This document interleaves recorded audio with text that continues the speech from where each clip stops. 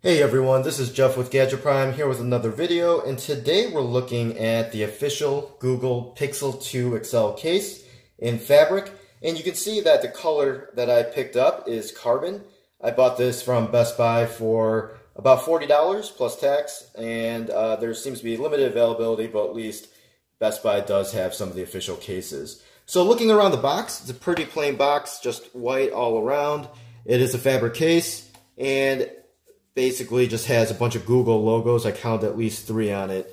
But anyways, let's dive in. Slides right off.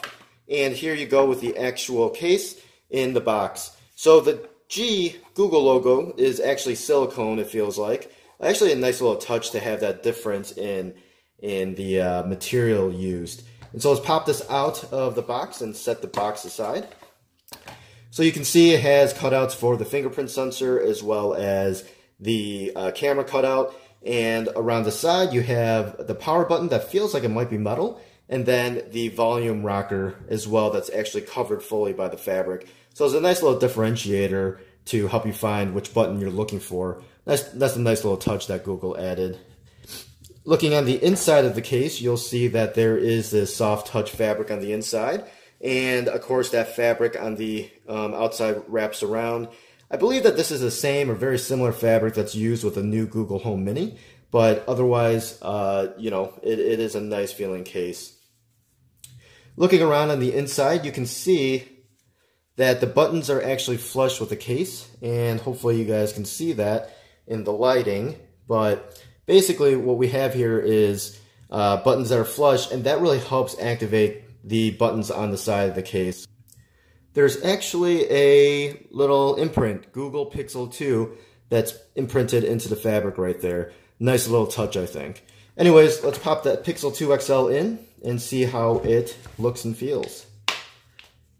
Alright, so it pops right in. I do have an AmFilm tempered glass screen protector on the device right now, so that's what you're seeing, in case you were wondering about that, and I can throw a link to the video review of that later. But anyways, back to the case. Looking around, of course on the bottom you have that opening for the USB-C charging port.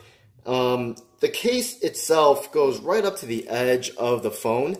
I think I would have liked to see that this would have wrapped around a little bit.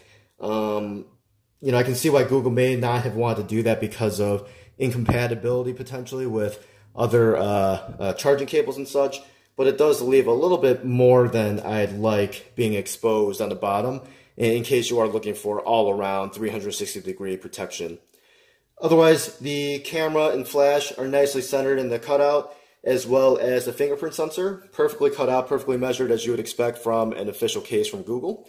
Going around front, you can see that it goes around the sides quite nicely, and in the hand feel is actually really great, and the quality of the case seems to be top-notch. Now here's the real test, the buttons. So let's go ahead and power it on. That is a nice, very nice button there. And the volume keys are actually super solid as well. Alright. This is actually a really nice case. I'm really happy with it. So one thing that some cases have difficulty with is that swipe down gesture to open up the notification shade. But as you can see, that worked with one try. And